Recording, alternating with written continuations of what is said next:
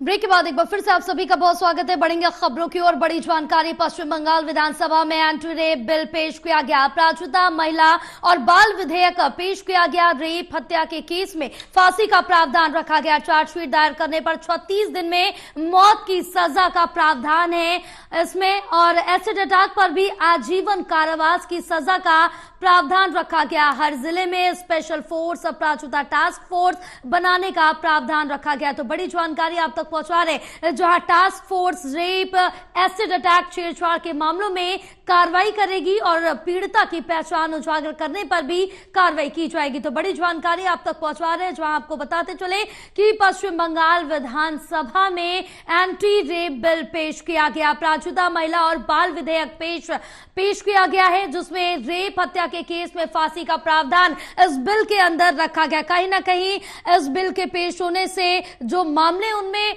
कमी आए, उन मामलों को कंट्रोल किया जाए, इस उद्देश्य से पेश किया गया है ये बिल। और इसमें चार्जशीट दायर करने पर 36 दिन में मौत की सजा का प्रावधान भी रखा गया। इस बिल के अंदर एसिड अटैक पर भी आजीवन कारावास की सजा का प्रावधान रखा गया। फिलहाल हर जिले में स्पेशल फोर्स, अपराजिता टास्क फोर्स बनाने का प्रावधान इस बिल के अंतर्गत रखा गया है। यानी कि जितने भी इस तरह के मामले, चाहे वो रेप का हो, छेड़छाड़ का हो, एसिड अटैक का हो, तो उसके अंदर तमाम तरह के जो प्रावधान है वो रखे गए हैं। अगर इसमें बात की जाए तो फांसी से लेकर आजीवन कारावास की सजा तक का प्रावधान रखा गया। हर जिले में स्पेशल फोर्स, अपराजिता टास्क फोर्स बनाने का प्रावधान है और task force rape, acid attack, छेड़छाड़ के मामलों में बड़ी कार्रवाई इस बिल के तहत की जाएगी। पीड़िता की पहचान उजागर करने पर भी कार्रवाई की जाएगी। यानी कि जो पीड़िता है उसकी पहचान को छुपाया रखा जाएगा, उसकी पहचान उजागर नहीं की जाएगी। अगर उजागर होती है तो उस पर भी कार्रवाई की जाएगी। फिलहाल बताते चले कि पश्चिम बंगाल विधानसभा में एंटी रेप बिल पेश किया गया है।